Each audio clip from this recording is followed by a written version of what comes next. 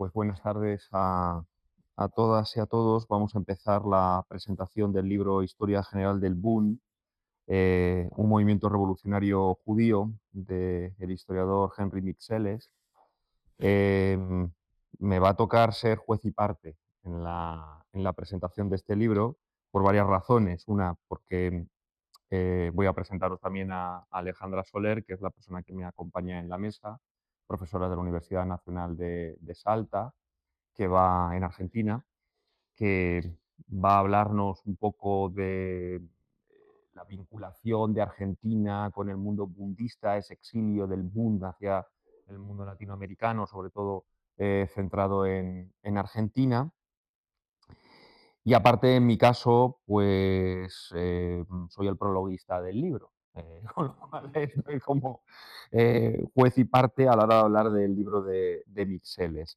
Em, no voy a extenderme mucho, mi intención es hacer una breve radiografía de lo que es esto del Bund, de cuáles son los debates más importantes que tuvo el Bund en su momento histórico. Quiero agradecer al Espacio Dickinson que nos haya cedido su local para poder presentarlo, y a Marcos, editor de La Tormenta, la invitación y que confiase en mí para hacer este prólogo. La verdad es que cuando Marcos me dijo hace ya unos cuantos meses que estaba traduciendo del francés la Historia General del Bund de Mixeles, libro que yo había hojeado en francés y que me parecía interesante, me pareció un acierto, porque el boom es un movimiento que es muy poco conocido en España. De hecho, si echamos un vistazo, tan solo las historias generales del socialismo, y son incluso ya los libros más clásicos de esas historias generales del socialismo, por ejemplo, he hecho mano de Jacques Droz y su Historia General del Socialismo en varios tomos, hablan del boom. El resto, pues bueno, es algo que nos queda bastante alejado, alguna cita esporádica, y desde luego si buscamos en libros de texto de secundaria o de universidad no aparece absolutamente nada. O sea, esto está completamente perdido, ¿no? La primera pregunta sería ¿por qué hay tanto desconocimiento alrededor del boom? Bueno, en una parte importante es por una falta de trabajos de investigación en España sobre lo que es el este europeo. Durante muchísimos años es un mundo que nos ha sido bastante ajeno al mundo de la investigación, o incluso de carácter general. Últimamente sí, están empezando a aparecer más trabajos, sobre todo más relacionados con Alemania, República Checa, Polonia. Es decir, hay ya algunos trabajos de investigación sobre esos espacios, pero Rusia no. Además, por ejemplo, si hacemos un mapeo por las universidades españolas, gente que sepa ruso hay muy poca dentro de esos departamentos, con lo cual el mundo ruso queda un tanto difuso. Y también, por ejemplo, porque España ha sido un país que es verdad, ha sido receptor de muchos pueblos y de muchas culturas, pero, por ejemplo, no ha recepcionado a exiliados rusos, etcétera, de toda esa zona. Se han ubicado en otros espacios geográficos, se han ubicado en Francia, se han ubicado en América Latina, se han ubicado en los Estados Unidos de América. Entonces España no ha tenido esa impronta como, por ejemplo, sí tuvo Francia. Y ahí en Francia sí tenemos estudios de todo este trabajo. Por lo tanto, ahí entraría uno de los primeros problemas que tenemos con el boom, o del conocimiento de lo que es el boom en España. Yo quiero establecer mi presentación en dos bloques. Por una parte, hablar de lo que es el boom dentro del movimiento obrero, qué impacto tiene este movimiento político de los judíos del este de Europa dentro del movimiento obrero, los debates que van a tener con los distintos partidos políticos en el este de Europa, con marxistas, populistas, anarquistas, etcétera. Y luego, por otra parte, que es quizá la que ha resultado más polémica a la hora de la publicación del Bund, su antisionismo, ¿de acuerdo? Movimiento que surge también como crítica al sionismo, pero lo vamos a ubicar en la época, ¿de acuerdo? Es decir, qué está sucediendo en ese momento en el que se funda el Bund dentro del mundo judío. Eh, el Bund forma parte, o es un integrante más dentro del movimiento obrero del este de Europa. Los trabajadores judíos ven la necesidad de organizarse en los territorios del antiguo imperio ruso. En este caso, el Bund tiene mucha influencia, sobre todo en Polonia, Lituania, Rusia y Ucrania, serían los sitios donde el Bund tiene mayor influencia, y digamos va a disputar esos espacios de sociabilidad con las tres grandes corrientes del obrerismo ruso. El marxismo, que venía desarrollando su actividad política desde los tiempos de la Primera Internacional con Nikolai Utin y luego sobre todo con Plejánov, que será el introductor del marxismo en Rusia. El populismo, que sería la corriente más genuinamente rusa del movimiento obrero, impulsada por Alexander Herzen y que dará lugar a distintos partidos políticos como Narodnaya Volia, la voluntad del pueblo, que va a tener ahí una doble vía de participación política y de actividad terrorista contra las instituciones del zarismo. Ahora vamos a ver por qué también se utilizan este tipo de estrategias. Y los anarquistas porque los dos grandes ideólogos del anarquismo son rusos, Bakunin y sobre todo Kropotkin, y el gran desarrollo de los grupos anarquistas en Rusia siguen la dirección de Kropotkin. Cuando nace el Bund nace con la necesidad de representar a los trabajadores judíos de toda esa zona de exclusión que existía dentro del mundo ruso. Los judíos viven en lugares concretos, los llamados shtetls, los pueblos de mayoría hebrea, y estos judíos trabajadores, porque claro, aquí viene una de las cuestiones que a mí siempre me gusta remarcar, las ideologías o los mundos culturales no son homogéneos. Parece que un judío tiene que pensar todos igual, los anarquistas piensan todos igual y los marxistas piensan todos igual. Y no es verdad. Entonces, estos judíos, muchos de ellos trabajadores, sienten la necesidad de tener un organismo político y obrero propio, que los defienda como pueblo, pero también dentro de la iniciativa de la lucha de clase. El Bund es marxista, ¿de acuerdo? Su base ideológica es el marxismo y se diferencian de los otros grupos marxistas, como pueden ser los de Plejano o de grupos más minoritarios. La diversidad del judaísmo, por lo tanto, en este caso, en esos shtetls, es fundamental. El Bund nace en el año 1897 como partido, pero es, digamos, la eclosión de un largo camino, de un largo territorio, hasta llegar a esa organización de los judíos en esta zona. ¿Todos los judíos acabaron en el Bund? No. Hay judíos, por ejemplo, que se vincularon a las corrientes del Partido Socialdemócrata y hay muchos judíos que siguieron vinculados, por ejemplo, al anarquismo. ¿De acuerdo? Esto es una cosa que yo, por ejemplo, cuando Marcos estaba traduciendo y me mandaba a veces documentos, ¿esto cómo se puede traducir y tal? Una de las cosas que yo no comparto con Mixeles en su obra es que Mixeles, por ejemplo, minusvalora el anarquismo, lo sitúa en una posición subalterna. Y sin embargo, el anarquismo en grandes zonas de Polonia le combate al Bund, la hegemonía dentro del movimiento obrero. Un anarquismo, por ejemplo, completo, lleno de judíos, ¿de acuerdo? El sustrato judío está más que claro. Evidentemente, como os digo, no todos los judíos acabaron en el Bund. Una aclaración, porque en los últimos tiempos, como nos hicieron una entrevista en una radio, salió un artículo en el diario.es, y apareció una cita que yo, eh, es verdad que la expresé mal y dije que el Bund tenía 5 millones de afiliados. No, no tenía 5 millones de afiliados. ¿No? El Bund no tenía 5 millones de afiliados, ni mucho menos. Lo que pasa es que el Bund, como partido político, se autoerigía como el representante de los 5 millones de judíos que existían en esa zona de exclusión. ¿De acuerdo? No es que los 5 millones de judíos estuvieran afiliados al Bund, sino que el Bund se autoerigía como el representante de todos esos judíos en el este de Europa. Y el Bund tuvo muchísimos afiliados y también muchísimos simpatizantes. Por cierto, hablar de cuotas de afiliación en un partido político, en un espacio de represión y de clandestinidad como era la Rusia zarista, es muy difícil, ¿de acuerdo? Muy difícil. La gente pide cifras exactas, pero no sabemos si el Bund tenía 24.250 trabajadores afiliados o 2 millones. ¿De acuerdo? También simpatizando, separando lo que es el militante del simpatizante. Una vez que se funda el Bund, los debates más interesantes que va a tener este movimiento va a ser, por ejemplo, con el Partido Obrero Socialdemócrata de Rusia y sobre todo con la rama bolchevique. El Bund tiene una concepción del movimiento político que podíamos llamar federalizante. Ellos tienen una estructura de partido unida, pero, por ejemplo, consideran que los espacios lituanos, polacos, rusos, ucranianos, son dispares y que por lo tanto cada uno de esos espacios puede tener su propia dinámica y su propio cometido. Eso va a chocar, por ejemplo, porque el Bund se integra dentro del Partido Obrero Socialdemócrata de Rusia, va a estar durante un tiempo dentro del Partido Socialdemócrata Obrero de Rusia y debate con Lenin. Claro, Lenin, por ejemplo, tiene una concepción centralista de lo que tiene que ser una organización política.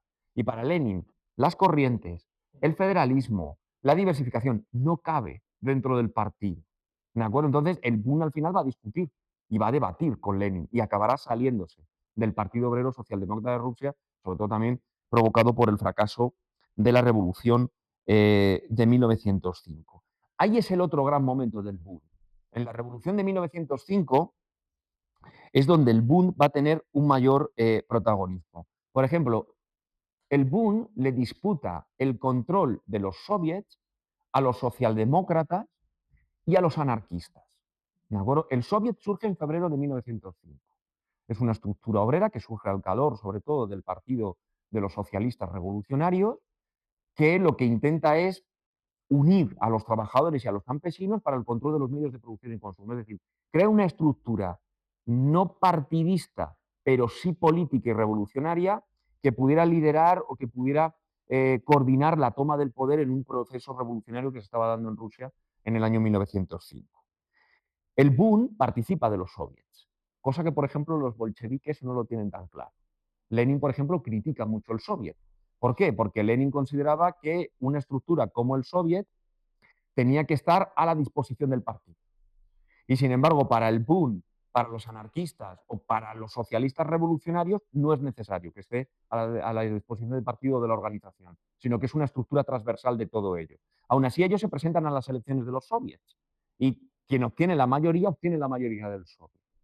Por ejemplo, en Bialystok y en Krinky, que son dos zonas de influencia anarquista muy importante, el Bund se disputa la hegemonía del soviet con los anarquistas y debaten dentro de esos shtetl y de esos soviets quién tiene que tener la hegemonía de la revolución y quién tiene que tener la hegemonía del movimiento obrero. Ese debate es muy interesante, el que se da dentro del Bund. El Bund, desde luego, tiene una vida transversal a lo que es la revolución rusa. La victoria bolchevique, la toma del poder a partir del 18-21, después de la guerra civil, sí que va a condenar al Bund dentro de la Rusia soviética al exilio, como a todas las corrientes revolucionarias que no comulgaron con los bolcheviques. ¿Qué le va a tocar al Bund? Pues al Bund le toca tres caminos. Bueno, dos. Uno es el exilio, y los lugares donde los budistas se exilian de forma masiva es en Francia, sobre todo. Hay una gran cantidad de budistas en Francia. De hecho, el propio Mixeles es un budista y está en Francia. América Latina, Argentina, México, van a ser dos focos de recepción del Bund, y Estados Unidos de América. Y en todos estos lugares la cultura budista va a seguir muy presente. Donde sí siguió manteniendo el Bund mucha influencia fue en Polonia. En la Polonia, con Piłsudski, evidentemente, van a pasar problemas porque Piłsudski y su dictadura persigue al movimiento socialista, incluido al bundismo, pero, por ejemplo, el Bund tuvo una participación muy activa en las resistencias antinazis con la ocupación alemana durante los años de la Segunda Guerra Mundial. A mí me gusta mucho recordar una anécdota, porque cuando yo vi por primera vez el pianista de Roman Polanski, hay un momento dado en el que Vladislav Spilman está hablando con un socialista que hay en el gueto. Y hay unos niños con una máquina sacando panfletitos. Y llega de repente otro señor que se llama Mayorek, que es más nacionalista, etcétera, y el socialista dice, mira, este es Mayorek, que es uno de nuestros mejores activos, pero solo tiene un problema, y es que no es socialista. Ese que está ahí, aunque Polanski no lo diga, y si tú recuperas las memorias, por ejemplo, de Manuel Rijkenblum en el gueto de Varsovia, ese es un bundista, ese tipo es un bundista, porque los bundistas tenían mucha influencia dentro del socialismo polaco y su actividad dentro del gueto va a ser fundamental, por ejemplo, en el levantamiento del gueto de Varsovia del año 43. Ahí liquidan a gran parte de la estructura del Bund, sobreviven muy pocos. Esto me vale para enganchar con la segunda parte que quería hablar, que era el Bund y el sionismo. ¿De acuerdo? ¿Cuál es la respuesta o la vinculación o la crítica que el Bund va a ser al sionismo? Yo aquí voy a destacar dos cosas. Una, mmm, los ejes temporales, porque, por ejemplo, el Congreso Sionista de Basilea es del año 1896 y la publicación del libro de Husserl, que por cierto me lo he traído, la edición que tengo yo es en francés, pero editada en Jerusalén en el año 60, ¿no? Este es el libro de Husserl donde él habla de cómo sería el futuro Estado hebreo, ¿de acuerdo?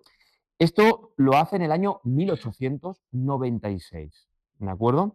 Y un año después, en 1897, fundan lo que se llamó la Organización Sionista Mundial, ¿de acuerdo? Si os dais cuenta, coincide temporalmente con la fundación del Bund. El Bund nace en 1897 también, ¿de acuerdo? Esto ya nos pone sobre aviso que el mundo judío no es unívoco. Va a haber unos judíos, y por cierto, el sionismo surge en Occidente, no en Oriente, con lo cual tiene una dinámica distinta, que consideran que se puede existir una nación judía, mientras que otros judíos consideran que eso no va a ser así. Por cierto, el sionismo luego también a lo largo del tiempo va a ser diverso. No, va a haber un sionismo más conservador, va a haber un sionismo más progresista, incluso habrá un sionismo que se vincula al movimiento obrero.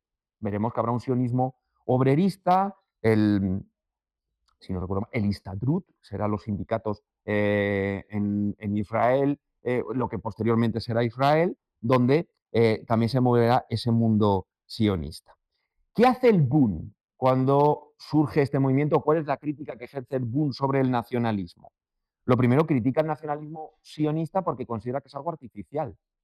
No existe. Lo primero, los bundistas consideran que los judíos no son el pueblo elegido. O sea, partiendo de la base esa, ya hay una diferencia muy grande. Entonces, por lo tanto, consideran que los judíos no tienen la necesidad de una nación, sino que lo que tienen que hacer los judíos son dos cosas. Una, como trabajadores, defender su derecho de clase, porque ellos creen en la lucha de clases. Y lo segundo, si tienen que defender algún nacionalismo, alguna nación, son los intereses nacionales de los territorios que formarían el antiguo imperio ruso y donde ellos viven. Lituanos, rusos, polacos, etcétera. Para ellos, fundar un Estado en otro lugar, en este caso en lo que sería Palestina, que se llama Israel, para los bundistas era una cobardía.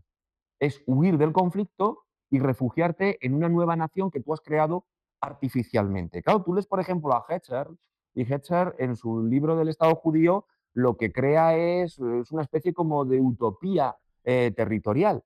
Claro, Hetzer, el problema que tiene en el Estado judío es que no cuenta con, porque él dice que el Estado, futuro Estado judío tiene que estar en Palestina, pero lo que no cuenta Hetzer en el Estado judío es que allí vive población. Entonces, ¿qué va a pasar con esa población? ¿Va a haber una convivencia? ¿No va a haber una convivencia? ¿Es un Estado binacional? ¿No es un Estado binacional? Es decir, eso no queda claro nunca. ¿De acuerdo? Eso por una parte. Claro, el Bund se va a disputar los espacios de sociabilidad con esta emergencia del nacionalismo judío, pero tenemos que tener en cuenta que el nacionalismo judío no va a tener ese predicamento que Hessel esperaba dentro de los territorios rusos. Aunque es verdad que los pogroms, que en ese momento se están ejerciendo contra la población rusa por parte del zarismo, va a hacer que algunos de ellos sí consideren que el sionismo sea una solución y acaben comprando territorios en Palestina, ¿de acuerdo? Y saliendo de Palestina. Pero no es la realidad del Bund. Por cierto, hay una cosa muy curiosa. Los periódicos y las obras del Bund sí hablan del sionismo.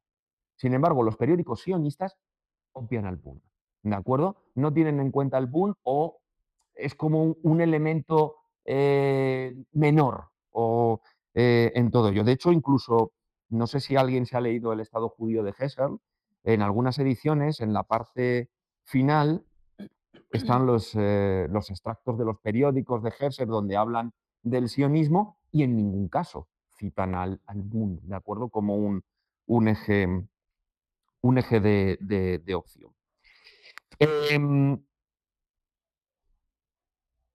por cierto, otra cuestión, los pogrom sí es una espoleta para el Bund, para la organización del Bund, porque no solo es un partido político socialista que pretende la revolución, sino que con ese organismo se pretende defender de los ataques antisemitas que se están llevando desde las instituciones rusas, pero yo no tengo tan claro que los pogroms sea el eje catalizador del sionismo. ¿De acuerdo? Yo creo que el sionismo respondería a otros criterios políticos donde el pogrom existe, pero no es el eje central. Para finalizar, ¿cuál es la diferencia o cuál es el destino que tienen estos bundistas una vez que finaliza la Segunda Guerra Mundial? Por cierto, el sionismo se va haciendo cada vez con más espacio porque va a tener lo primero países internacionales que lo van a reconocer o lo van a apoyar, entonces que va a tener un reconocimiento y también reconocimientos económicos, cosa que, por ejemplo, un partido marxista, pues evidentemente no lo iba a tener, ¿no?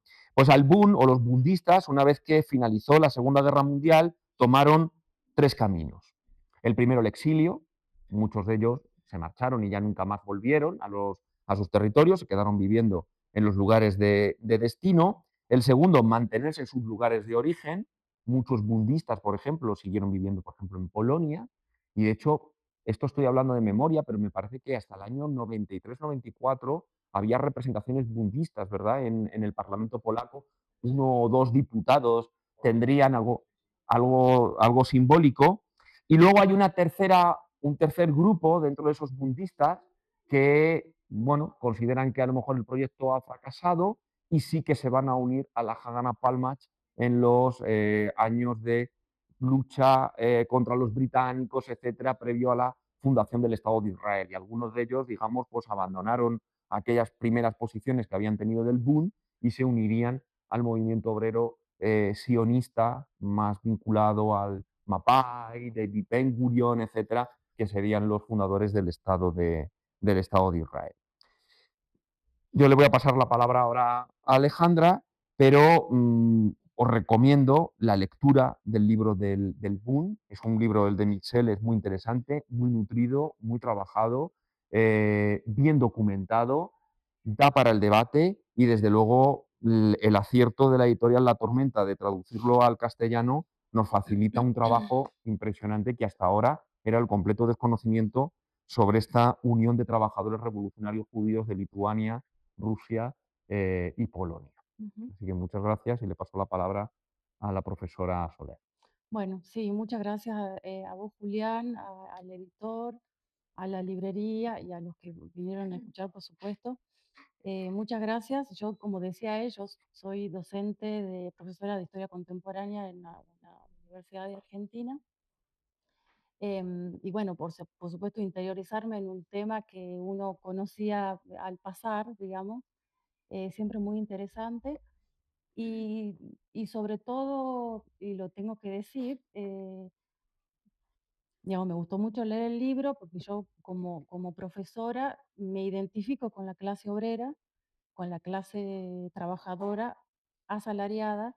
Entonces me parece que es un libro este que en toda la formación que uno ha tenido como docente, militante, etcétera, socialista, me parece que es un libro que, si no forma parte ya, para mí forma parte de las grandes obras de los intelectuales militantes de izquierda de esos de fines del siglo XIX y las primeras décadas del siglo XX, ¿no?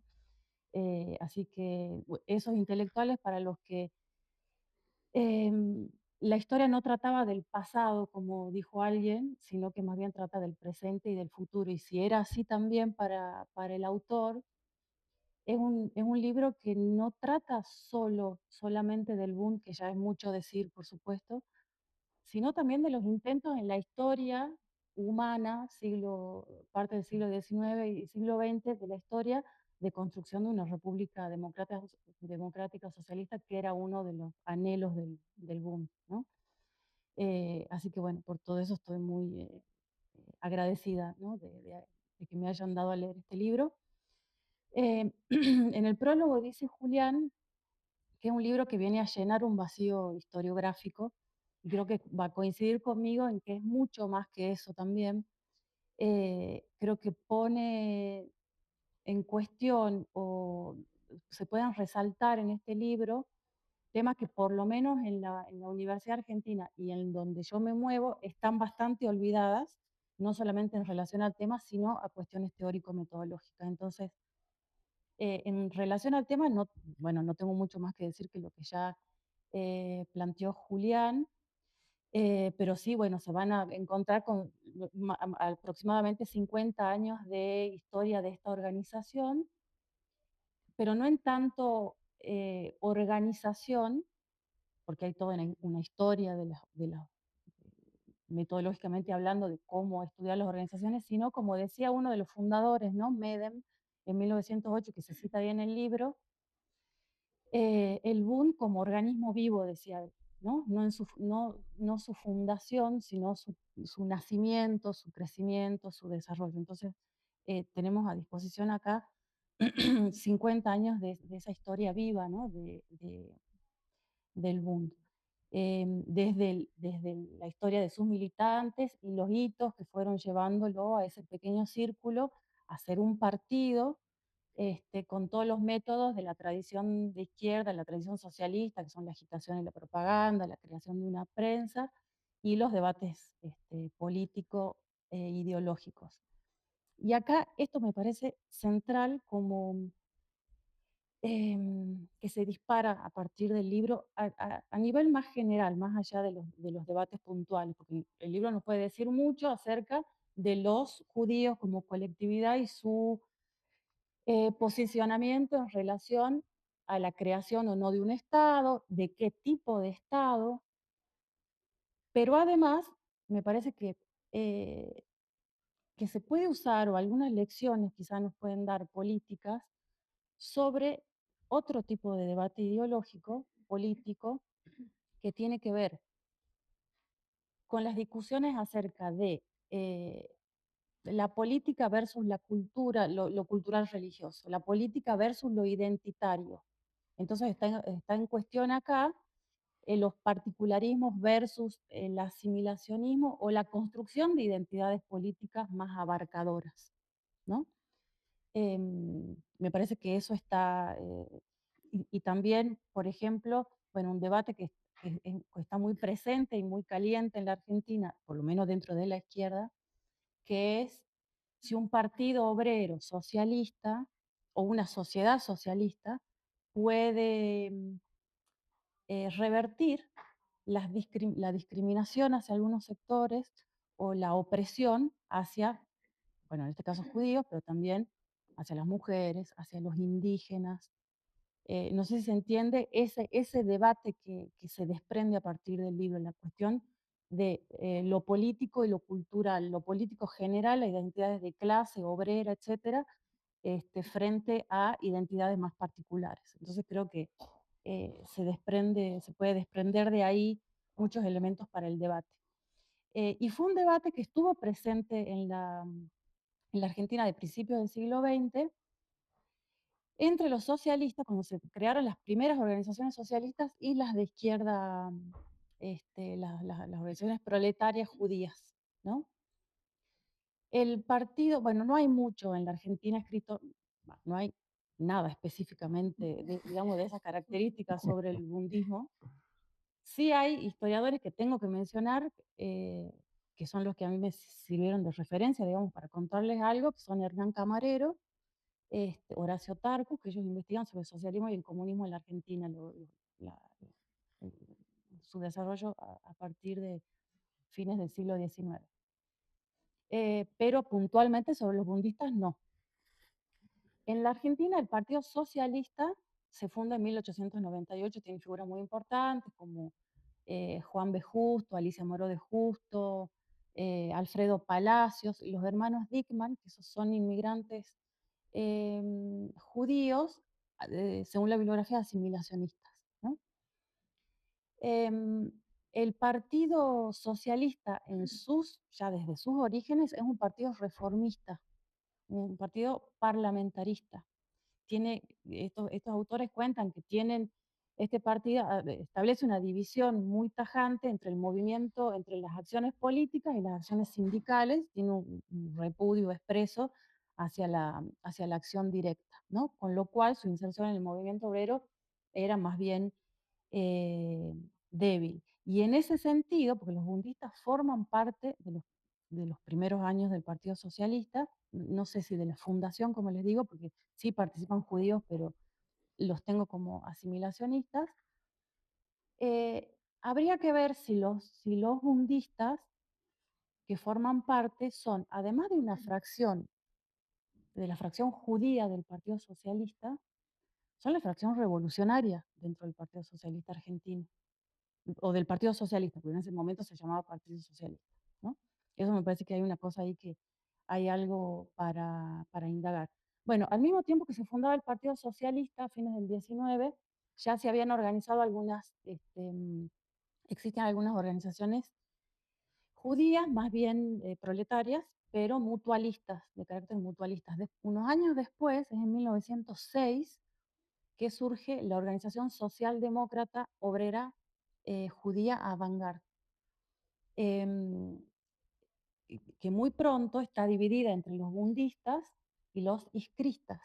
Los bundistas que, bueno, defendían el uso exclusivo del yiddish, la formación de una organización autónoma y clasista, y tiene su propia prensa que es Der Avantgarde, que está publicada, sale hasta 1920, y los iskristas, que eran más propensos a asimilarse al Partido Socialista y que de hecho se van a asimilar y van a crear ahí adentro el centro Avantgarde hasta 1914 que se integran plenamente.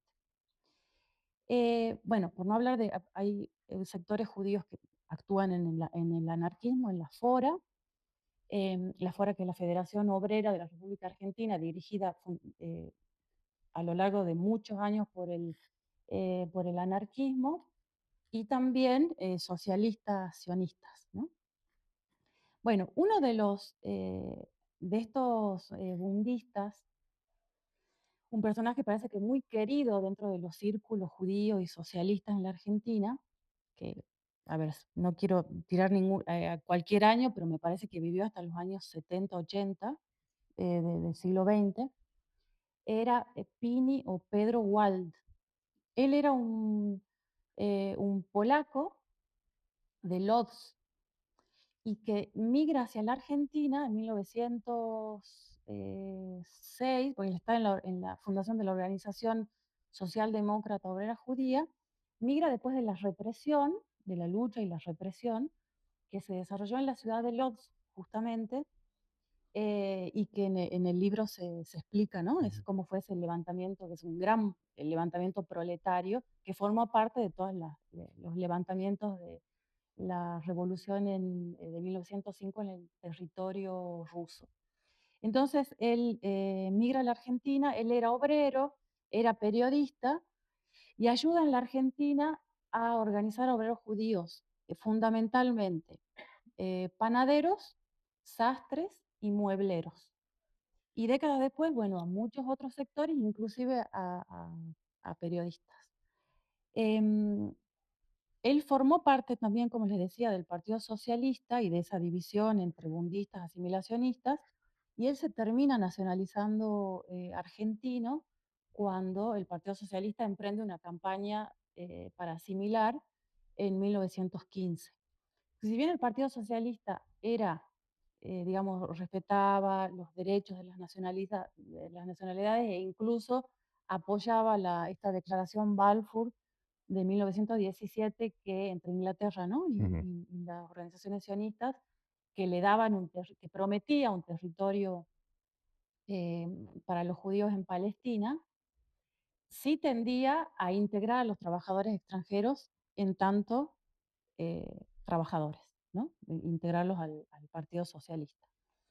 Em, y como le decía al principio, no tenía una gran inserción el Partido Socialista, había socialistas, que incluso la UGT, Unión General de Trabajadores, que competía ahí con la FORA, era dirección socialista, pero era tal, les decía, la relación entre los bundistas y el movimiento obrero, una parte del movimiento obrero argentino, que participan ellos en la conocida Semana Trágica ujú, de 1919 en la Argentina, que fue un levantamiento de obrero en un barrio obrero de Buenos Aires en en los talleres metalúrgicos, ¿no?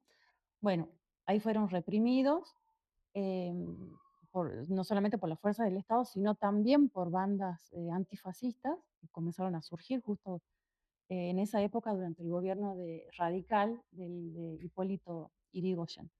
Bueno, los bundistas a partir de eso fueron perseguidos, detenidos, los locales fueron asaltados y Pedro Wald también es detenido, perseguido y acusado de querer organizar una república socialista, soviética en la Argentina. Bueno, y esa historia trágica desde Polonia hasta incluida su vida en la Argentina, le hizo escribir dos libros que se llama uno Pesadilla y otro, unos años después, los males, el mal de los tiempos, algo así. Bueno, para esa época, esto estamos hablando de 1919, para esa época ya el bondismo estaba atravesado por diferentes visiones en relación a la Revolución Rusa.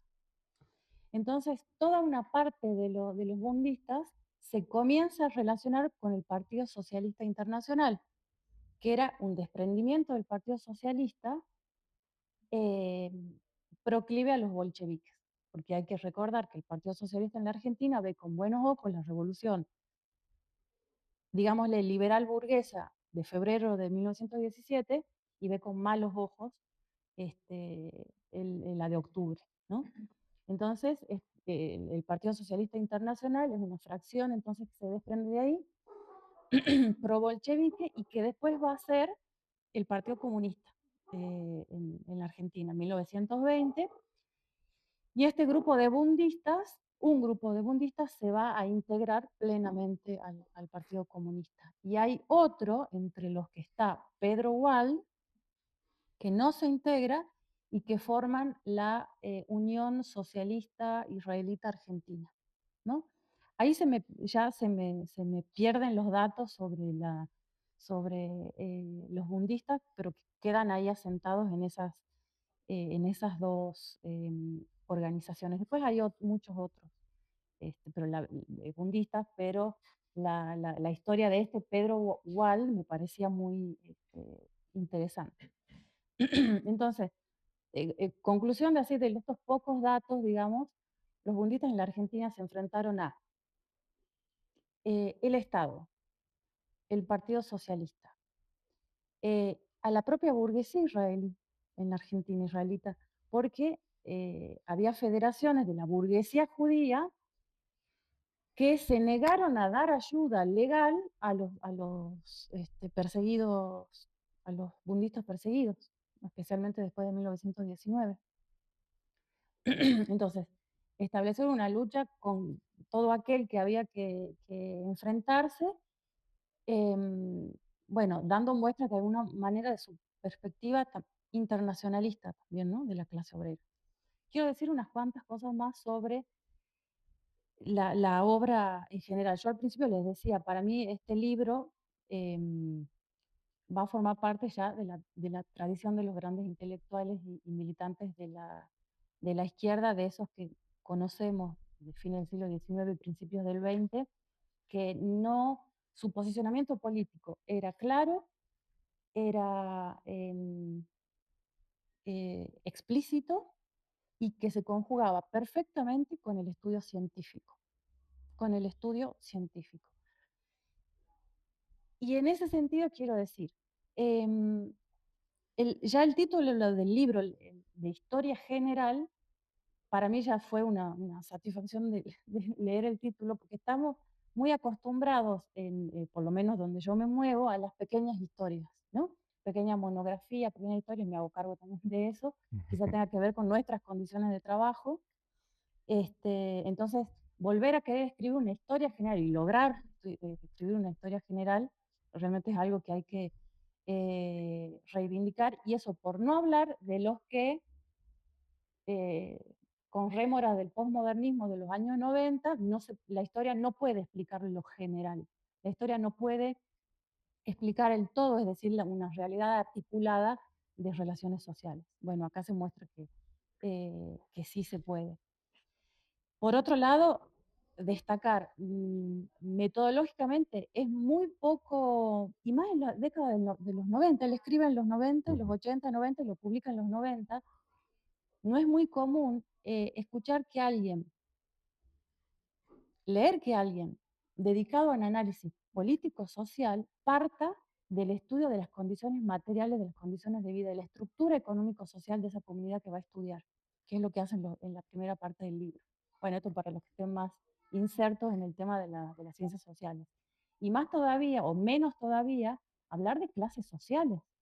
Para mí eso ya es, debe haber sido revolucionario para los años 90 y todavía hoy pasa eso, ¿no? Entonces prefiero hablar de sectores bajos, sectores populares, etcétera.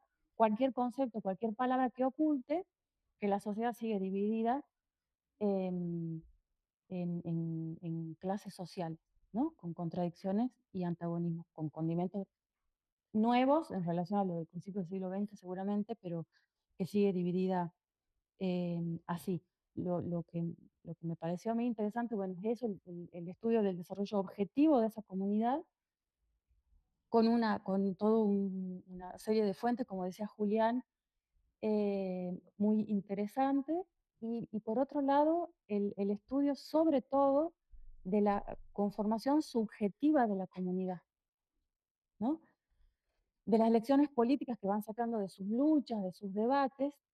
Total que me llevo yo con este libro una guía de investigación, una guía de investigación de cómo investigar, de cómo seguir investigando alrededor de un problema central que nos interesa a nosotros, que es, em, y, y acá también voy a ser explícita en mi posicionamiento político, la historia de los explotados, los oprimidos y los intentos para construcción, para la transformación social y una construcción alternativa de la sociedad.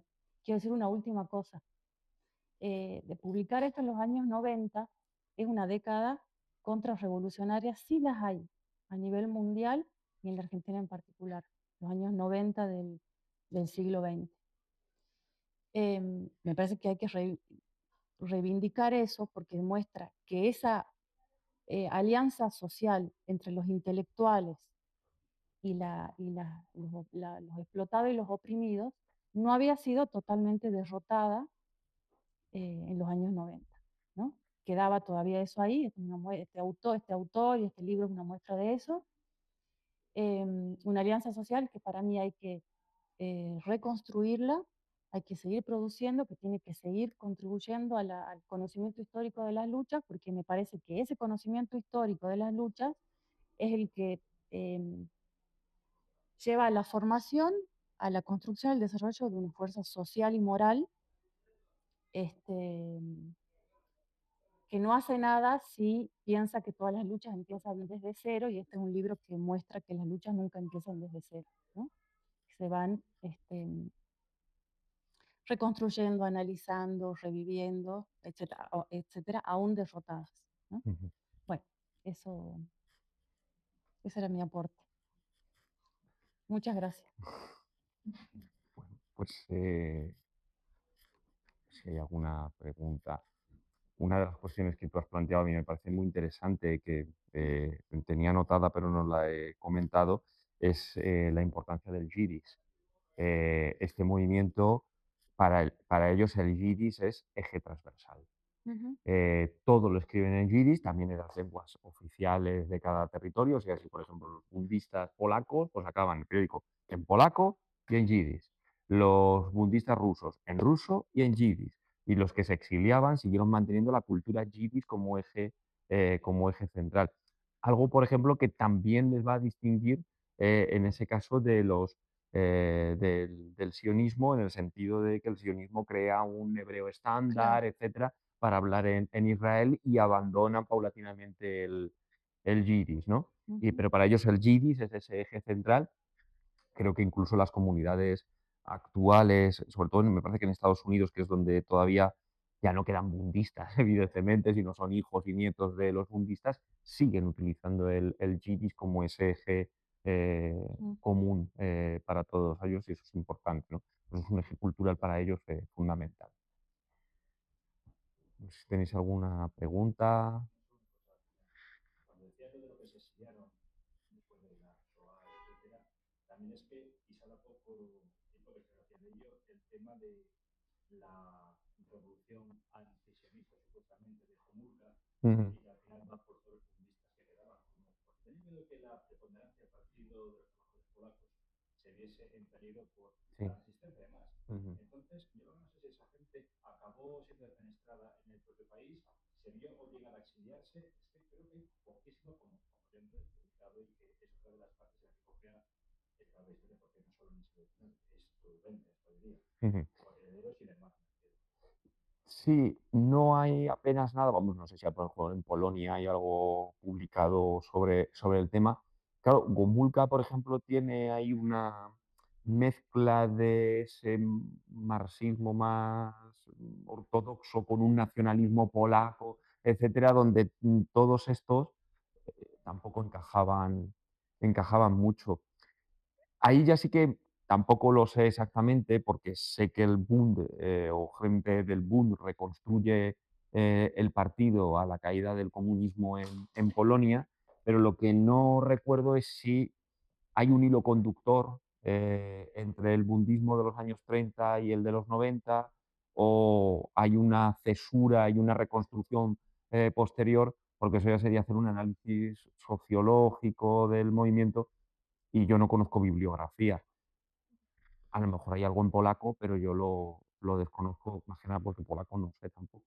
Entonces es difícil seguir el camino. A mí me gustaría ahondar un poquito más en esa generación entre el anarquismo y el budismo, ¿no? En el caso de Polonia, que pues, también lucharon, digamos, codo con codo, ¿no? Contra movimientos antisemitas y demás. No sé si podéis hablar un poco de eso. Sí, a ver, yo hace tiempo publiqué una historia del anarquismo en Rusia, y ahí, por ejemplo, el sustrato judío ruso es importantísimo. O sea, los judíos anarquistas fueron muchísimos. Para ellos, evidentemente, la religión, etcétera, no tenían ningún tipo de... Para ellos era un eje cultural, tienen una identidad. Y en las zonas de exclusión o en esos shtetls donde los judíos vivían, sí que hay cooperación entre los distintos grupos judíos, tuvieran las ideas políticas que tuvieran, en contra de grupos como las centurias negras, etcétera, que eran los grupos antisemitas del zarismo. Esto hay que entenderlo porque Rusia en el siglo XIX inició un proceso de rusificación, donde la rusificación era yo impongo lo ruso a todas las minorías. Es decir, todos tienen que hablar ruso, todos tienen que ser ortodoxos y aquellos que no se pliegan a las condiciones, que desde Nicolás I se están realizando y sobre todo ejecutó con mucha más fuerza el zar Alejandro III, a finales del siglo XIX, pues están reprimiendo con mucha dureza al movimiento judío y además bajo acusaciones de conspiraciones mundiales. Bueno, los judíos siempre han estado metidos en esas, conspiraciones absurdas, judeo-masónicas, etcétera, siempre andaban metidos por ahí, ¿no? Entonces arrasaban los stetl. Claro, los judíos anarquistas, los judíos bundistas, los judíos socialdemócratas, los judíos en general se defendieron, claro que se defendieron contra esa política, antisemita, y se defendieron evidentemente con las armas en la mano. Cuando dije al principio, que hay una, por ejemplo, en la Bolia, todos estos grupos donde participaron muchos judíos también, tuvieron una actitud, o una actividad terrorista junto con la acción política. Tenemos que entender que el imperio ruso era un imperio de exclusión. O sea, yo esto lo explico muchas veces en clase. Em, Había posibilidades de presentarse a unas elecciones, de tener una libertad de expresión, no existía. O sea, cualquier movimiento que era opositor al zarismo era automáticamente perseguido y encarcelado. Entonces, sus modos de expresiones eran en la clandestinidad o bien algunos grupos concretos tomaban estas vías de expresión, terrorista. ¿No? Y claro, frente al antisemitismo, claro, si venían a por ellos, pues evidentemente se defendieron. Claro que se defendieron. Dos curiosidades muy divergentes. Porque tiene un nombre en alemán, una organización que se expresa en Yiddish en el imperio zarista, por un lado. Y segundo, con esta dispersión que habéis hablado a lo largo del siglo XX en distintos países, ¿había alguna forma de coordinación, organización entre ellos, en una internacional budista o cómo funcionó? Internacional bundista no, pero sí existen lazos de unión entre los bundistas del interior y los del exilio. Ahí siempre hubo sus vinculaciones. Este movimiento es muy propio del este de Europa, es muy específico de allí. Y aunque en el exilio mantuvieron sus lazos de sociabilidad, como ha explicado la profesora Alejandra Soler, cómo se meten en el Partido Socialista y participan en los movimientos obreros autóctonos, pero no crean una internacional judía, socialista, que les una, porque para ellos lo importante era el componente de clase, y al tener el componente de clase solo tiene que existir una internacional, no tiene que ser por motivos de judío, sino por motivos obreros y clasista.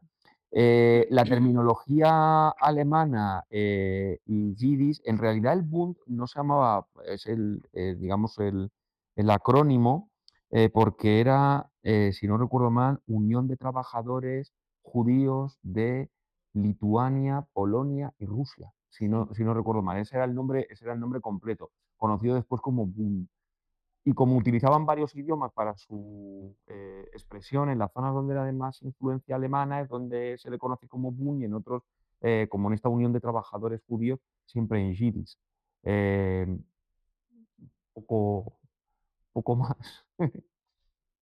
y tiene que haber existido algún cartografía, quiero decir, cartas o alguna prensa, porque se dice que los bundistas en Argentina seguían la línea del Bund a nivel internacional. Entonces, de alguna forma Sí, hay se un tienen que vínculo. ver, claro, Sí, sí, hay un vínculo. sí, sí, sí, Claro, es verdad que el Bund con el paso del tiempo pierde fuelle. O sea, es un movimiento que pierde fuelle, pierde fuerza y al final las organizaciones obreras más poderosas las van engulliendo. claro. El bolchevismo tiene un eje catalizador importantísimo, pero no solo sobre el bundismo, lo tiene sobre el anarquismo, lo tiene sobre muchos movimientos y al final los absorbe. Mm. Entonces, cuando me ha gustado la diferenciación que has hecho entre los iskristas cómo Los bundistas, los los bundistas. izquierdistas, Claro, el Iskra era el órgano de expresión de claro. los socialdemócratas en Suiza, en Ujú. el exilio. A ver, el bolchevismo cuando gana, muchos dicen, pues es que estos han ganado, tendrán razón, entonces se meten Ujú. en el partido bolchevique, ¿no? Y solo una minoría se queda, no, no, no, tenemos que seguir otras líneas ideológicas. Claro que tenían que tener lazos Y sí, de unión, por supuesto, eso está para a por investigarse. ello. Pero bueno, en Argentina había uno que era de moto casi imaginario, era Adolfo Camins. Era famoso por haber hecho bastantes pasaportes falsos. Y lo que había era un sindicato muy poderoso, heredero del boom, si no me equivoco, en Argentina, en la zona de Salta, de tipógrafos. Donde escribían muy bien, escribían todos De los días, tipógrafos en tipógrafos. Salta, bundistas. En Salta, no budistas, sino que se creaban herederos del budismo. Ajá. No tengo la A biografía, principios de pero sí siglo. aparece en Herodot, ya sé que es una ruta de política y demás, pero lo estaban todo ello. Sobre todo, esta gente también tuvo ayuda para aquellos que venían de Europa hacia Argentina cuando terminó la Segunda Guerra Mundial, como aquellos que huyeron generalmente tanto de la dictadura de Colón Cóndor, chilenos, argentinos, hacia generalmente Suecia. Una idea en vuelta bastante curiosa. O sea que acabaron bundistas en Suecia con Olof Palme. Con Bastante curioso luego asesinamos por unas temáticas que intentan que por las clases más asesinadas. Ujú.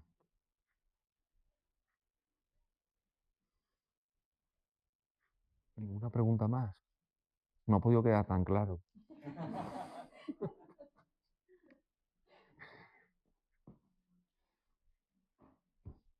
Pues, pues lo cerramos aquí. Luego en las cañas surgen siempre, surgen siempre preguntas.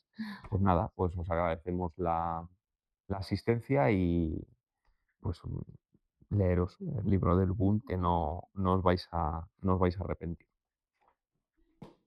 Muchas gracias.